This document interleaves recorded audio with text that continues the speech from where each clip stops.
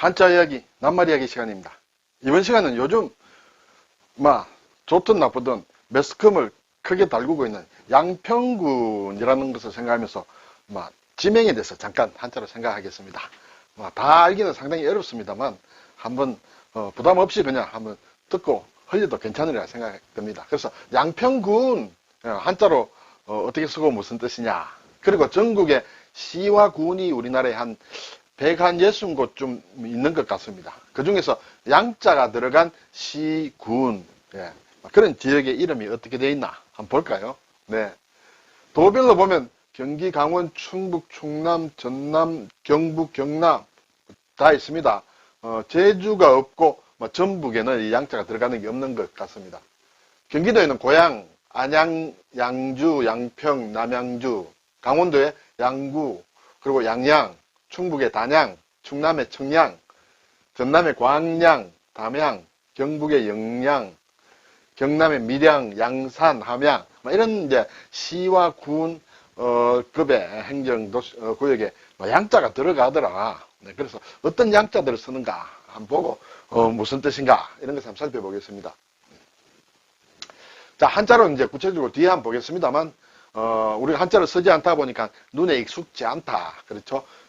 이 고양, 안양, 양주, 양평, 남양주, 양구, 또 양양, 단양, 청양, 그렇죠? 광양, 담양, 영양, 밀양, 양산, 함양. 양자가 몇 가지 종류가 있습니다. 그렇죠? 그것도 한번 살펴보겠습니다. 자, 우선은 이제 오늘 주제가 되는 화제 지명, 양평군. 예. 양평군은 이제 1908년에 양근군과 지평군이 합쳐져서 양평군이 됐다. 이렇게 되어 있습니다. 양근, 양은 이제 버들양자예요. 버들양. 자, 지자는 상당히 어렵습니다. 뒤에 나옵니다만, 숫돌이다. 숫돌. 칼을 가는 숫돌이다. 양근군이라는 것은, 고구려 시대에는 항양이라 해서 이 변양자가 들어갔어요. 신라 시대에도 변양자가 들어갔다. 그러다가 고려 초기에 와서 이제 버들양자가 들어갔다. 지금 양평에 쓰는 이제 버들양자가 들어간다. 그리고 고려 말에 다시 이 양건이란 군으로 이제 양건군이 됐다. 상당히 이제 오래된 그런 지명이 되겠습니다. 지평군은 고구려 때에는 지현 여기에 이제 지자가 들어갔다. 신라 때에도 지자가 들어가고 조선도 그렇고, 그리고 1895년 건세조선에 들어와서 지평군이라 됐다. 그래서 양평이라는 것은 양건군과 지평군이 합쳐져서 1908년에 만들어진 그런 이름이다. 이렇게 되겠죠. 여기 보니까 이제 양평군이다. 경기도 광주, 또 남양주, 가평, 홍천, 횡성, 원주, 여주와 이렇게 이제 접하고 있죠. 모양이 이제 이렇게 생겼는데, 보니까 여기가 이제 남한강이에요. 남한강이 흐르고 북한강이 이렇게 왔다. 여기서 이제 만나는 것이 양술이다. 그렇죠? 두물머리, 두물이 만난다. 이때 양술의 양은 두량자다. 그렇죠? 그래서 두물이 만나는 두물머리다. 여기에 이제 광주시가 이쪽으로 좀 있고, 자, 이렇게 양평은 보면 여기 한강 아래에는 이제 강하가 있고 강상이 있다. 그렇죠? 강하면, 강상면. 요즘, 이제 서울, 양평 고속도로가 지금 어디에 붙느냐? 지금 강하, 강상 이렇게 돼 있는데 여기서 이제 좀 문제가 있는 것 같습니다. 아까 앞에서 지평군이 있었는데 지평이라는 것이 이제 여기에 지평면이라는 이름으로 지금 남아있다. 이렇게 되겠죠? 그럼 양평군을 간단히 보니까 이제 군의 상징이 은행나무더라. 그리고 군의 심볼도 은행이 모양이다. 왜 그러냐 하면 그 산이 유명한 산이죠. 용문산. 용문산에 수령이 1100년이 넘는 은행나무가 있기 때문에 그렇다. 이렇게 돼 있죠. 전설로 보면 신라의 마지막 태자를 할 수 있는 마이태자가 꽂아놓은 지팡이가 은행나무로 자랐다는 전설이다. 이렇게 되겠죠. 네. 그래서 용문사의 은행나무가 천년기념물로 지정이 되어 있다. 그래서 양평은 이제 은행나무가 상징이다. 이렇게 되겠어요. 앞에서 양근군과 지평군이 합쳐져서 양평군이 되었다 했는데 양근 조금 생소합니다. 그렇죠? 뿌리 근자가 있는 게. 자, 여기서 왜 이런 이름이 생겼느냐 하는, 이름의 지명에 대한 것은 여러 가지 어떤 민간, 어원설 또는 전설 이런 게 있는데 참고로만 알아두시면 어떨까요? 제가 자료를 몇 군데 검색을 해보니 홍수를 막기 위해서 이제 한강을 끼고 있습니다. 그렇죠? 남한강을 주로 끼고 있죠. 홍수를 막기 위해 버드나무를 많이 심었을 것이다. 네, 그래서 버드나무 뿌리다 이렇게 되겠죠. 자, 그리고 이제 버드나무를 많이 심으면 그 한강을 낀 마을에 버드나무 경치가 있죠. 그렇죠? 그래서 버드나무가 많이 있다. 그래서 붙여진 이름이 아닌가라고 이제 의문을 붙일 수 있습니다. 네. 그리고 이제 지평구는 이제 이 지자가 숫돌을 뜻하는 숫돌지자인데, 숫돌이라는 것은 무엇을 가는 거죠. 그리고 갈면 숫돌이 또 평평해집니다. 이 지평이라는 것은 남한강 유역에 비교적 낮고 넓은 들을 차지하고 있다는 데서 유래가 있다. 양평군이 상당히 넓고 하지만은 우리나라 지형이 대부분 그렇습니다만 양평군도 70%가 산이다. 그리고 평지는 한 30% 정도다. 그런데 그 평지 중에서도 남한강 유역에 있는 이 지평군 쪽에 평지가 좀 많았다. 그래서 낮고 넓은 덜이 있어서 지평이라 됐다. 이렇게 되는 것이죠. 또 두 번째 보면 숫돌을 생산했던 지산이라는 것이 있었다. 그래서 거기서 본뜬 이름이다. 네, 이렇게 되겠죠. 그리고 세 번째 보니까 또 원주와 이제 홍천이 만나서 사람들이 이렇게 왕래가 많이 오고 간다. 그래서 오래 사용한 숫돌처럼 이게 땅이 좀 평평해졌다. 사람이 좀 많이 다니니까 그런 뜻으로 됐지 않느냐. 이러한 여러 가지 민간어원과 전설 같은 그런 것이 있다. 그런 어쨌든 이름이 붙여진 것은 유래가 있을 것인데 정확하게 어느 것이다. 아니면 다 합쳐진 것이다. 그렇게 우리가 참고로 할 수 있습니다. 자, 여기 이제 지평구는 숫돌지자라고 했습니다. 그렇죠? 숫돌이므로 돌석자가 들어갔죠. 그리고 발음은 나절 저자에서 왔다. 그렇죠? 이것은 이제 고운 숫돌을 가리킨다. 그리고 갈다. 그리고 평평하다. 그런 뜻이 있고, 숫돌을 가리키는 또 다른 것에 여기에 갈여자, 간다 하는 갈여자를 넣어서 또 숫돌여가 있다. 이 숫돌여는 조금 거친 숫돌이다. 지는 좀 고운 숫돌이고, 네. 그리고 간다, 연마한다, 이런 뜻이 있는 글자다. 여기서 지평군이라는 것이 생겼다. 이렇게 되죠. 자, 이제 양자가 들어가는 글자를 제가 쭉 정리를 해보니까 이 5개의 글자가 들어가더라. 벼당 양자가 들어가고, 버들양자, 또 기를양자, 들보량자, 도울량자 이런 것이 들어간다. 우리가 일반적으로 낱말을 많이 만듭니다만 변양자는 태양이다. 그렇죠? 또 석양이다. 여러 가지 많이 있습니다. 버들양자는 수양이다. 또 수양이다. 드리워질 수가 있고 또 물수자가 있다. 네, 이런 게 있다. 기를량은 양육한다. 또 교양이다. 그렇죠? 들보량은 교량이다. 다리. 교량. 동량이다. 예. 집을 지을 때 이렇게 대들보 같은 그런 것을 동량이라 한다. 이 도울양자는 이 글자로는 우리가 자주 쓰는 낱말은 별로 만들지 않는다. 물론 만드는 낱말이 있습니다만 우리에게 익숙한 낱말은 없다. 자, 이제 이렇게 해서 지금 15개의 시군 이름의 양이 들어가는데 변양자가 제일 많이 들어간다. 고양, 양양이라는 것은 두 개가 다 앞뒤가 다 양양이다. 한글로 읽으면 어떤 행정구역의 이름이 두 글자가 똑같은 발음이 나는 것은 이것밖에 없다. 양양. 앞에서 읽어도 양양, 뒤에서 읽어도 양양이다. 그렇죠? 네. 그리고 단양이다. 단양. 네, 붉을 단자 들어가고, 청양이다. 푸를 청자 들어가고, 광양, 빛광자다. 담양은 물가담이다. 그리고 영양은 꽃뿌리 영이다. 이렇게 되죠. 밀은 비밀스럽다 할 때 밀양. 함양은 다 함이다. 그래서 이 변양자가 들어가는 지명이 양자로는 가장 많다. 버들양자가 들어가는 게 오늘 보는 양평이다. 또 강원도 양구다. 그리고 양주, 남양주시 같은 거. 이것은 이제 주로 북쪽에 있죠. 네. 그리고 안양시가 있습니다. 이것은 기를양자다. 왜 안양시가 됐느냐 좀 궁금하죠. 들보량이 들어가는 것은 양산이다. 도울 양자가 들어가는 것은 강원도 양양군이다. 이렇게 되죠. 조금 구체적으로 살펴볼까요? 이 볕 양자가 들어가는 것은 서울이 예전에는 한양이라 그랬습니다. 그렇죠. 그때도 들어간다. 이 양이라는 것은 예로부터 강의 북쪽이다. 강이 있다. 이렇게 강이 흐른다. 그러면 강의 북쪽 지역을 양이라 했다. 강의 북쪽이라면 뒤에 또 산이 있다는 것이에요. 산의 남쪽, 강의 북쪽이다. 그래서 한강의 북쪽은 이제 한양이라 그랬다. 한강이 있고 그 위에 있는 곳이 이제 말하자면 한양이다.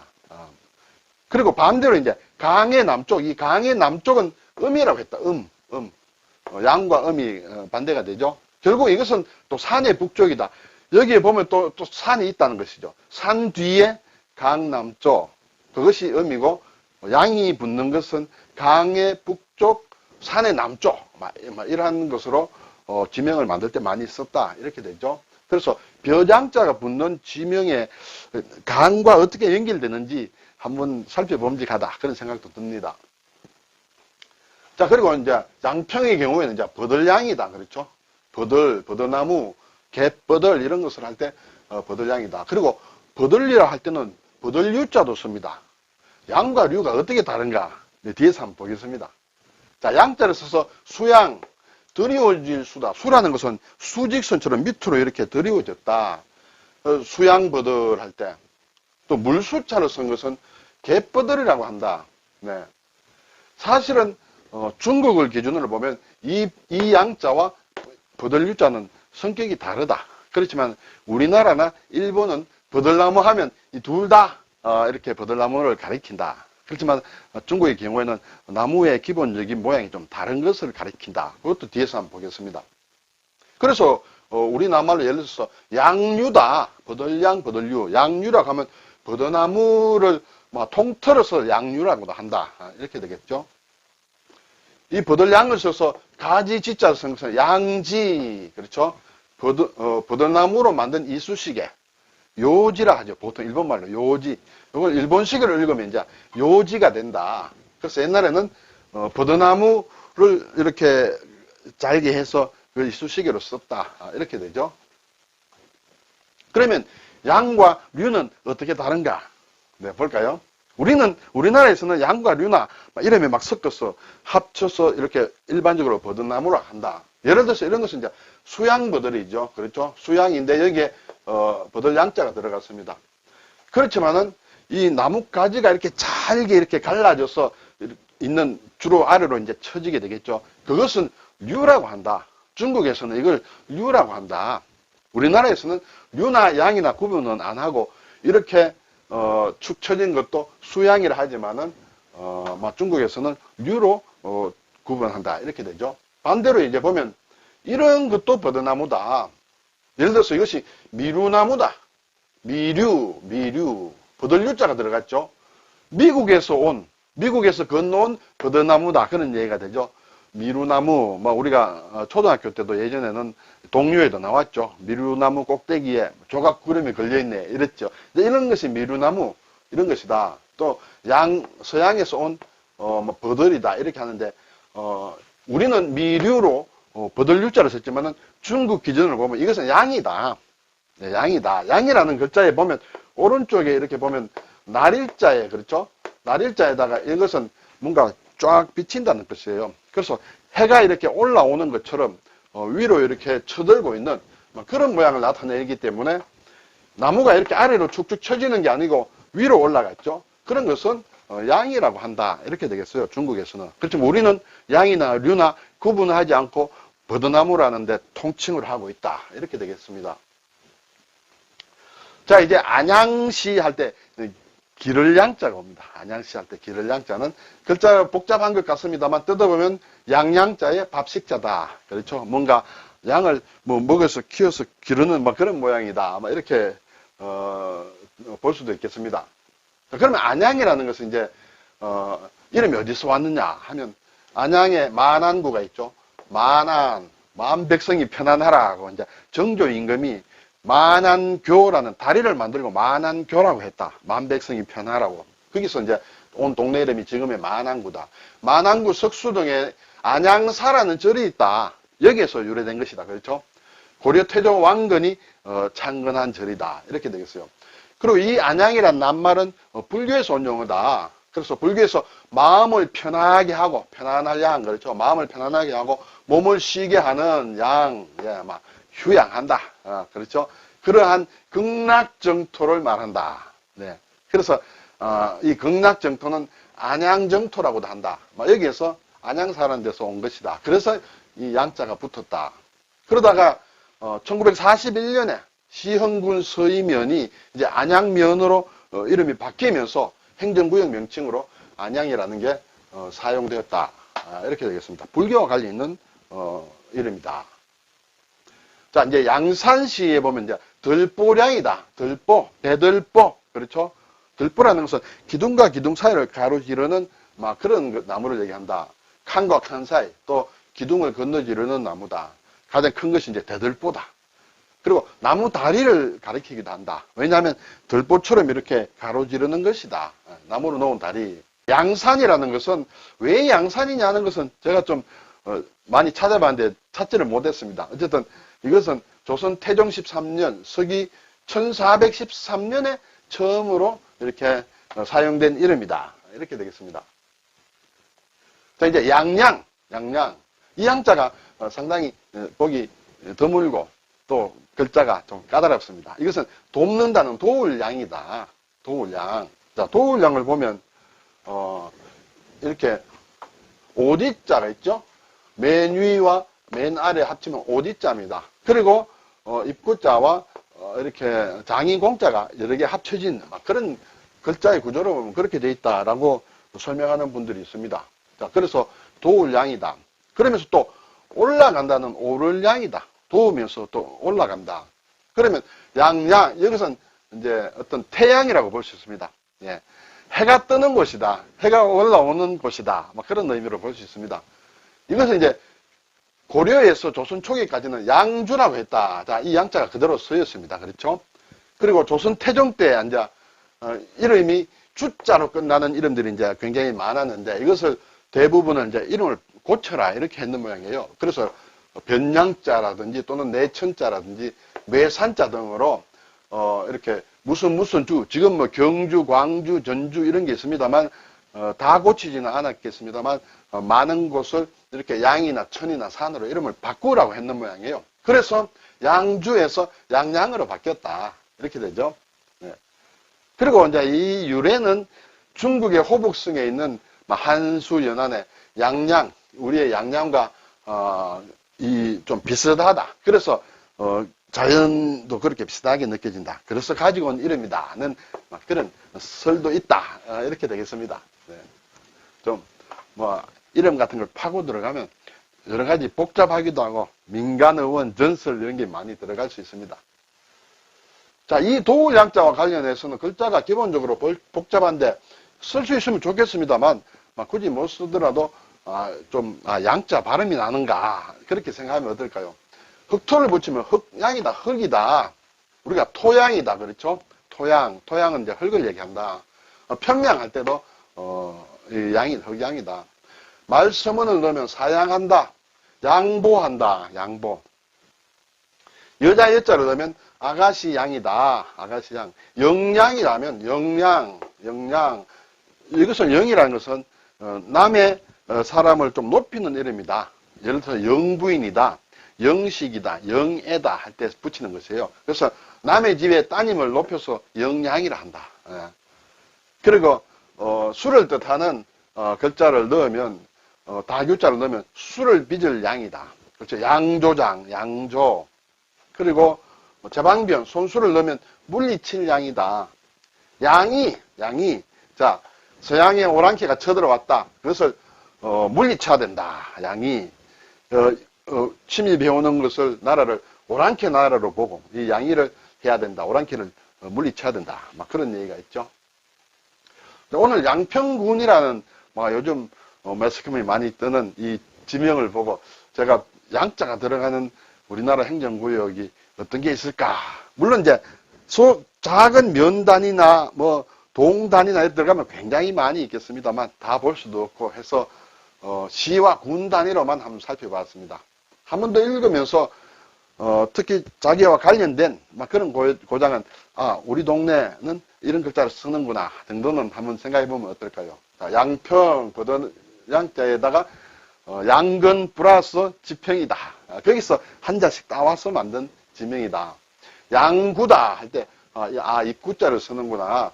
양주는 이제 양주 남양주는 이렇게 올주자를 쓰는구나. 고향은 벼장이다. 자, 양양은 도울 양자와 벼장이다. 여기에서는 돕는다기보다 오르다. 태양이 떠오른다. 뭐 그런 의미로 볼 수 있습니다. 단양은 붉을단, 청양은 푸를 청, 청양고추, 예.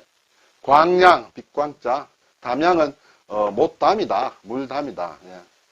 영양, 예. 영자는 곱불이 영이다. 밀양, 예. 밀은 이제 비밀스럽다, 네. 은밀하다. 함양은 다함이다.